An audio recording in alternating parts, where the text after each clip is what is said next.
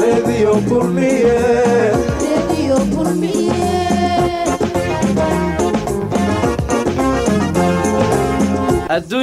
adduunyoy waayo badan sanadkii wareegiyo saacaddii timaadaba samaan iyo xumaan mid baa lagu xasuustaa isma saarna warkayguyo habeenkii hawada sare kulmiye naga salaantee saaxi aanu maqalnee soo dhowaynay ii sheeg laakiin sanadkii iyo bishii saacadday ku beegneed taariikh sugan ma haysaa haa ma noogu sheegti sidaas ma sarbeebin hadalkee adigaan xalay seexan maye suuqaan ku maqnaaye aan ka jawaabo su'aasha haye soo daa saacaddii idaacadda kulmiye haye hawada soo gashay waa 9kii habeennimo subaxii talaadada 9kii February sanadkii 2011 sacab bismillaahi raxmaani raxiim assalaamu calaykum waraxmatullaahi tacaala wabarakaatuh kulanti wacan oo wanaagsan idin ahaantiinba daawadayaal ku soo dhowaada barnaamij gaar ah oo idinkaga imaanaya stuudiyaha radio kulmiye oo ku leeyahay magaalada Cape Town ee dalkani Koonfur Afrika barnaamijkan aynu ku eegayno waxqabadka radio kulmiye muddadii 4 sano ahayd oo jiray radio kulmiye waxqabadkii oo maaragtaa ku tilaabsada waxaana barnaamijkan igala qayb galayo qaar ka mid ah jaaliyada Soomaaliyeed ee ku sugan dalkani Koonfur Afrika iyo wariyaasha Soomaaliyeed oo ka howlgala dalkani Koonfur Afrika si aragti ahaan aynu aruurino iyo waxyaabaha ay radio kulmiye ee ku xasuustaan ugu horreyn waxaan jecelahay inaan soo dhaweeyo stuudiyaha magaalada Tanzania ku soo dhaweeyo gudoomiyaha jaaliyada Aseef Somali Community Yusuf Ahmed Umar iyo Abukar Bunka oo kamid ah dhalinyarada Soomaaliyeed ee sida aadka magaalada Cape Town loogu yaqaan ugu horreyn ku soo dhaweeyo watahay radio kulmiye waad sanad guuridiisii maxaad radio kulmiye ku xasuusataa bismillaah alxamdulillaah awalan ilaah baan u mahad celinaynaa intaas ka bacdi waxaan leeyahay hambalyo radio kulmiye runtii waxaan dhihi karaa radio kulmiye waxaan ku xasuusan doonaa 4 sano oo shaqaynayay dhaqdhaqaaq iyo firfircooni iyo baahidii dhanka saxaafadda inuu wax badan uu ka qabtiray marka lama soo koobi karo saas daraadeed laakiin waxaan aaminsanahay inuu yahay raadiyihii ugu horreeyay ee studio ka furto waddankan aan ku noolnahay Koonfur Afrika oo ay ku nool yihiin Soomaali fara badan oo ku hadlo luqadaas afka Soomaaliga ah kalana socdo website-ka hadalladii ugu dambeeyay ee dunida dacaladeeda gaar ahaan waddanka gudihiisa marka waxaan leeyahay waa idaacad la dhihi karo waa horyaalka idaacadaha gudoomiye radio kulmiye muddadii 4 sano oo soo jiray waxyaabo badan ayuu qabtay waxaana tahay gudoomiyaha jaaliyada Soomaaliyeed dalkan Koonfur Afrika waxyaabaha uu qabtay oo Koonfur Afrika oo ka qabtay waxa kamid ah la qoran karaa oo lagu xasuusan karaa maadaama radio kaliya oo Cape Town uu ku leeyahay xafiis runtii lama soo koobi karo mana nood gareyn hadda laakiin waxaan aaminsanahay inay tahay idaacad ka qabtirtay bulshada Soomaaliyeed ee ku nool gobolkan inay helaan warar xaqiiqo ku salaysan iyo dhacdooyinkii waddanka gudihiisa ka dhacayo iyo dunida dacaladeeda inta kaleba waxay tahay dhageystayaasha ku taxan raadiga haddana adigoo gudoomiye ah barnaamijyada aad raadiga ka baxo barnaamij si gaar ah ku taabtay ama aad xiiseyso ma jirtaa oo had iyo jeer aan ku dhaafin runtii waxaan xiiseeyaa dhammaan waxa ka baxaba idaacadda wax hadda si gaar ah anugu taxanaha ma jiraan laakiin qodobka iigu muhiimsan waxay tahay inaan ogaado horumarka dalka iyo dadka Soomaaliyeed iyo waxyaabaha ay hiigsanayaan iyo dhanka wanaagga ah inay ka cabiraan oo ay dadka ku hanuuninayaan inay noqdaan dad isku filan iskuna tashado oo wararkoodu ay tayeysan yihiin ku soo laabanaya gudoomiye markan waxaan jecelahay inaan soo dhaweeyo Abukar Bunka oo kamid ah dhalinyarada Soomaaliyeed ee ku nool magaalada Cape Town waliba Bunka waxa si aad ah loogu xasuustaa inuu yahay dhalinyarada sida aadka ah magaalada kaga muuqan wariye Cabdullaahi Yuusuf hambalyo ayaan leeyahay idaacadda kulmiye in badan ayaan sugeynay maanta laakiin waxaan u maleynayaa in aan gacanta ku hayno in badan waan dhageystay waana ku faraxsanahay waxaan leeyahay hambalyo barnaamijyada waraaqi ka baxo barnaamijka si gooni ah aan aad u xiiseysa iyo tala aad u soo jeedinayso ها mar waliba waan xiisayaa idaacadda kulmiye waayo mar waliba waxaan ku tixanahay barnaamijka kulanka mar waliba waan dhageysanaa waan dhageystaa barnaamijyo lagu soo daro ama tala aad u jeedinayso maamulka iyo howlwadeennada ma jiraan marka ها waayo waxaan jeclaa mar waliba in aan ka fiirsado idaacadaha sida leefka ah loo fiirsado ay soo gaarsiiyaan wadankan Koonfur Afrika maadaama hadda maqal ahaan u joogto marka ina TV laga dhigaa rabtaa si fiican iyadoo TV aan ka sii jeclaalahay maadaama ay tahay hadda in ay soo deeysa kaliya wararka kaliya talooyin aad u soo jeedinaysa raadiyo kulmiye maamulka iyo shaqaalaha howlwadeennada aqoonta iyo way aragnimada u leh hawshooda tala aad ku soo kordhinaysa ama barnaamij aad allay leh barnaamijkan uu ka maqan yahay isleedahay si gaar ah hadda qodob aan u soo jeedi lahay ma jiro laakiin waxaan dhihi lahay qodob ay dareensan yihiin inaan xasuusiyo sida badan hadda idaacaddu waxay tabisaa kaliya live ma ahan macnaha marka inay maqalka ay muuqaal ku soo kordhiso dabcan waa laga yaabaa inay dareensan yihiin marka taasaan xasuusin lahay laakiin hadda qodobo gaar ah oo ii nood garaysan ma jiraan fursaddan qaaliga stuudiyaha radio kulmiye magaalada Tani Kipton oo ku siinayo yaad jeclaan lahayd inaad halkan ka salaanto aad u maasanta wariye Cabdullaahi Yariisow maadaama aan maanta u haysto fursad qaali ah in ay siiso idaacadda kulmiye dadka muslimiinta ah meel walba ay joogaan waxaan salaan hawada u marsiinayaa saaxiibaday qaaliga ah aanan magaceeda meesha ku soo koobi doonin sidoo kale hooyaday Xabiiba Sheekh Cali iyo walaashay Qatra Maxamuud Macalin Bunka sidoo kale waxaan salaan qaas ah ayadana hawada u marinayaa gabadhayda Muna Amiin sidoo kale waxaan ayadana hawada u marsiinayaa gabadhayda Qatro Abuukar Bunka waa tahay qof si gooni ah u salaamaysa ma jiraan marka oo aad iloodi saaxiibka ها way jirtaa gabar aan si aad aan u jeclahay aanan magaceeda ku soo xusi doonin meeshan ayadana way sugtahay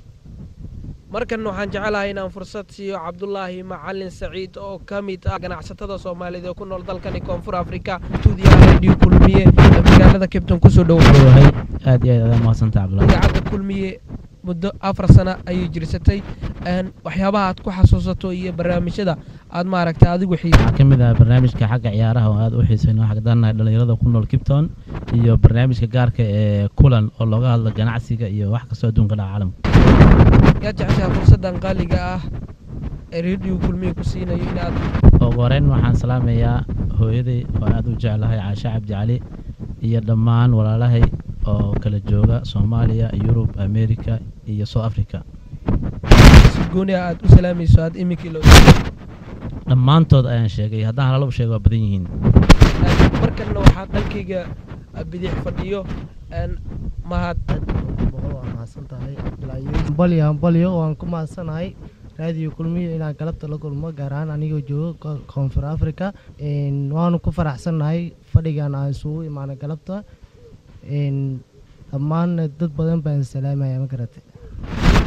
barnaamijyada radio kulmiye oo ka baxo barnaamij aad si gooni ah aad u xiiseyso ma jiraa ciyaaraha iyo si fiican aan u xiiseeyaa aan fiirsanaa badan aan dhegeysanaa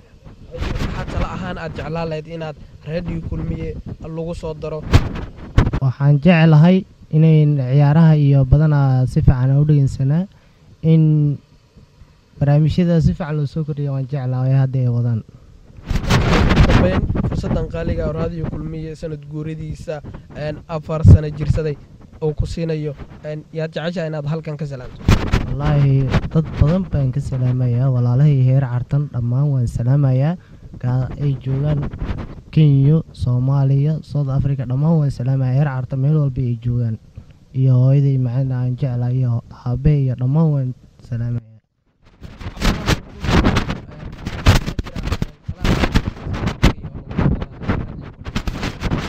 baadan u jeedinaya waxa weeye inay ku soo daraan TV laga daawado caalamka oo dhan sida kuwa hadda aan daawano sida Universal iyo channeladaas kale wali waxaan bartan kaga jirnaa barnaamijka hambaliyada qurba joogta oo si toos ah idin kaga imaanaya stuudiyaha radio kulmiye ku leeyahay magaalada Tani Cape Town ee dalkan Koonfur Afrika waa tahay markan waxaan jecelahay inaan jaanis siiyo mid kamid ah wariyaasha Soomaaliyeed ee ku sugan dalkan Koonfur Afrika oo waliba aan filayo wajigiisa haddii aad aragtaan inaad imudda isweydiinayseen oo wariyaha caanka ah Maxamed Axmed Siyaad Geele ana farisma yaqaan ku soo dhaw radio kulmiye stuudiyaha magaalada cabdulaahi yirisow aad ayaad u mahadsan tahay marka ugu horeyso waan ku mahad celinayaa marka labaadna waxaan leeyahay hambaliyo radio kulmiye waan ku dhowahay waa tahay wajiyaal badanaa kulley ku daawanayo iminka si aad ah ku xasuusanayo horta halkee ayaad qabatay horta cabdulaahi aniga horta in muddo ahba waxaan ku suganahay waddankani koonfur africa gaar ahaan magaalada cape town kolleyba in badanna waxaan filayaa in aan moogahay muqdisho asxaab badanna kolleyba way ka shaqaysaa radio kulmiye aan horey weliba iskala soo shaqeynay idaacaddii marka waxaan leeyahay akhyaartaasna waan salaamaya salaamada ugu qiimaha badan waa tahay barnaamijyada radio kulmiye oo ka baxo weliba waxaa tahay qabiir dhanka saxaafadda barnaamijyadu sida ay wariyaasha u soo saaraan maxaa dhaliila maadaama dadka shacabka aan weydiinayni waxyaabaha lagu soo kordhinayo adigu sida barnaamijyada loo soo saaro maadaama barnaamij soo saaro wanaagsaneyd aad tahay dhanka saxaafaddana qabiir zaa'id aad ku tahay barnaamijyada ka baxana aad idaacaddu si toos ah inta stuudio ku leedahay oo aad had iyo jeer la socoto waxyaabaha qaladaadka ah oo wariyaasha ka dhaco iyo sida ay u soo tabiyaan iyo aqoonta u leeyihin bal cabdulaahi waa mahadsan tahay kolley haddii la yidhahdo dhaliil ha la tiriyo horta meeshaas faa'iida kama soo baxayso marka koowaad marka labaad waxaan leeyahay horta idaacadda waxay ku mahadsan tahay sida qiimaha badan ee dadkeeda wax ugu tabinayso xaqiiqdana ay ugu warramayso marka labaadna waxaan ku leeyahay saddexaad aan dhaho aniga gaar ahaan waxaan aad ugu taxanahay ama aan jeclaystay barnaamijka lagula xiriiro fanaaniinta soomaaliyeed ee ku nool dunida daafaheeda waxaan si gaar ah ii dhiirageliyey ama i qiirageliyey barnaamij uu soo saaro ka ahay sidaan dareemayo ciidiid cabdiraxmaan uu la xiriiray fanaan soomaaliyeed oo ku nool waddanka yemen waa axmedey abubakar alcamaari oo weliba markii uu ereyada qaarkood uu ku celcelinayey ay ahayd tikit ha layga baxsho marka waxaan aad iyo aad ugu mahad celinaya sida qiimaha badan oo dadkeeda soomaaliyeed ee dunida daafaheeda ku kala firarsan ee weliba ku dacdaraysan ay ula xiriirayaan ayna dadka soomaaliyeed ugu gudbinayaan sidii wax loogu qaban lahaa ka dhawaajisay barnaamijkaas inuu aad u xiiseyso aad ku xiran tahay waana runaantii taasi waxay ku tusinaysaa in ay warbaahintu tahay warbaahin dad isku xirtay waan garanay barnaamijyo aad adigu jeclaysatay oo fakir ahaan oo idaacadda maamulka iyo howlwadeennada ha lagu soo dara aad leedahay ma jiraan cabdulaahi aad baad u mahadsan tahay marka horta marka la yidhaahdo idaacad waxa waaye sideedaba way beesgaraysan tahay ama way basadgaraysan tahay ama mar horaaba teemkeeda laga shaqeeyo waxaan dhihi karaa barnaamij hadda maanta dii lagu soo daro aan dhaho waxaa macquula barnaamij kale dadka aad u jeclaayeen in xoogaa waqti lus ama waqti lumin ama waqtiga qaar laga jaro ama barnaamijyo badan oo dadka u baahan yihiin inta qaar laga jarjaro barnaamij kale meesha laga soo saaro marka waxaan dhihi lahaa barnaamijkaas idaacadda qaabka loo dhisay ama sida ma arkin oo ay u socoto haddirtaan inay ku socotaan jeclaan lahaa ee weliba barnaamijyada tayo fiican loo sii yeelo waa tahay qaabka wararka raadiga u soo deeyo sometimes talantalis iyo wararka sida ka waran horta cabdulaahi dhagaha dadweynaha hal qof keliya markuu barnaamijka jeedinayo iyo markay laba qof jeedinayso way u kala fiican tahay leanna waxaa macquula qofkan keligii inuu markuu maanta soo jeeto barnaamijkan ama warkaba beri uu wado oo saa dambe uu wado xoogaa waxaa laga yaabaa dadka dhegaysanayo in ay macnaha ay dhibsadaan ama ay mujeedaan ninkan codkiisa xoogaa ay la qabsan waayaan marka maadaama uu barnaamijka talantaali yahay oo marna ninkan keenaya marna qofkan keenaya ama wiil iyo gabar ay noqdaanba aad buu u mahadsan yahay oo aad u fiican yahay oo dadka dhegaystayaasha ah soo jiidasho ayuu ku samayn karaa ugu dambeyn kaana mahad celinayno inaad nagala soo qayb gasho aan ku faraxsanahay maadaama tahay wariye dhanka saxaafadda qabiir zaa'id ku ah in badanna warbaahinno badan oo ugu dambeysay warbaahinta shabeelle iyo g b c dad badan oo ku daawanayo iminka ay fursad qaali u tahaba geelow inay maaragtaa tv radio kulmiye stuudiyiisa magaalada cape town ay kaa daawadaan aan rajaynayo inay maaragtaa aad maaragtaa ugu farxayaan ugu dambeyn yaad jeceshahay anigoo og inaad leedahay asxaab aad u fara badan yaad jeceshahay inaad soo salaato marka ugu horeyso waxaan salaamayaa agaasimaha idaacadda kulmiye radio waa abwaan guure marka xigtana waxaan salaamayaa shaqaalaha dhammaantood midka labaadna waxaan salaamayaa saxafiyiinta soomaaliyeed oo idil meel kastoo dunida daafeeda ugu nool yihiin si khaasa waxaan u salaamayaa xaaskayga qaaliga ah iyo weliba wiilkayga yarka ah marka xigtana waxaan salaamayaa asxaabtayda qaaliga dhammaantood meel walba dunida daafeeda ku nool yihiin iyo weliba ehelkayga iyo inta idaawanaysa ee Soomaaliyeed dunida daafeeda iyo meel walba ay ku nool yihiin waxaan idin leeyahay sanad guur wanaagsan weli waxaan bartan kaga jirnaa barnaamijka hambalyada qurba joogta Radio Kulmiye oo idinkaga imaanaya stuudiyaha magaalada Cape Town oo Radio Kulmiye ku leeyahay markan waxaan jecelahay inaan soo dhaweeyo mid ka mid ah wariyaasha Soomaaliyeed ee ka howlgala gudaha magaalada Cape Town waliba Cabdiraxmaan Amaan wuxuu ka howlgalaa TV-ga Royal qaybtiisa Koonfur Afrika. Cabdiraxmaan ku soo dhawow stuudiyaha Radio. waa mahadsan tahay yariso fursadan ay siisay anigoo ka faa'iideysanaya runtii waxaa kugu amaanayaa hawsha qaran aad u hayso Radio Kulmiye iyo isbedelada aad ku sameysay stuudiyaha oo runtii qofkii arka kaliya ayaa qiyaasi kara tahay imika Radio Kulmiye wuxuu sanadsi jirsaday 4 sano wax qabadka Radio Kulmiye maadaama tahay ama aad ka mid tahay wariyaasha Soomaaliyeed bal ka shaqay Radio Kulmiye runaantii waa raadiyaha kaliya ee magaalada Cape Town sida aadka looga xiiseeyo dadka ayaa isku sheegaya isla markaana amaanaya Radio Kulmiye runtii aniga waxaan ka mid ahay dhageystayaasha Radio Kulmiye anna waan amaanayaa hawsha ay u hayaan shacabka Soomaaliyeed gaar ahaan dadka Soomaaliyeed ee halkan waxaan dhihi karaa Radio Kulmiye oo raadiyaha kaliya kaalintiisa ka soo baxay yacni marka la yiraahdo qurbaha gaar ahaan wadankan waxay Cabdiraxmaan barnaamijka Radio Kulmiye lagu soo kordhiyay ama tala aad u jeedinaysa maamulka iyo howlwadeennada ma jira runtii ma maleynay Radio Kulmiye in waxyaabo badan aan u sheegayo because waxaan u maleynayaa in waxyaabo badan ayaga ay hadda hayaan isla markaana barnaamijyo badan ay hadda yacni wadaan sida barnaamijkan sida aad ku xiiseeyo waa magaciisa ah barnaamijka kulanka waxyaabaha aan rabo inaan Radio Kulmiye ka codsado waxaa ka mid ah in yacni barnaamijka dhiirigelinta in dadka Soomaaliyeed lagu dhiirigeliyo inay yacni ay jeclaadaan dowladnimada isla markaana dalkooda ay jeclaadaan marka taas aan ka codsadaa Radio Kulmiye kaliya tahay annagu ku siinayno fursad qaali ah kaana mahad celinay inaad nagala soo qayb gasho hambalyada Radio Kulmiye aan noogu timaado stuudiyaha aan ku leenahay gudaha magaalada Cape Town yaa jeceshahay inaad salaanto waxaa salaamayaa dhammaan wariyaasha Soomaaliyeed ee wadankan ka howlgala sida saaxiibkay Gelle Qorshe iyo adigaba iyo asxaabtii meeshaan hor u joogi jirta hadday ahaan lahayd Sablaale deeq darajo iyo dhammaan balwaan asxaab fara badan intaan lagu soo koobi karin waxaa si gaar u salaamayaa howlwadeennada Radio Kulmiye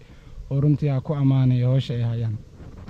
aad buu u mahadsan yahay kaas wuxuu ahaa Cabdiraxmaan Amaan oo ka howlgala telefishinka caalamiga Royal inta ayaan ku soo gabagabeynayaa guud ahaan barnaamijka hambalyada Radio Kulmiye oo idinkaga imaanaya stuudiyaha Radio Kulmiye ku leeyahay magaalada Cape Town ee dalka Koonfur Afrika waxaana barnaamijkeedii la socodsiinaya anigoo Cabdullaahi Faarax Nuur Cabdullaahi Yuusuf dhanka farsamada iyo qurxinta isku dabaridka barnaamijka waa saaxiibkay Maxamed Axmed Siyaad Geelle tan intaan ku kulmi doono barnaamijka la mid ah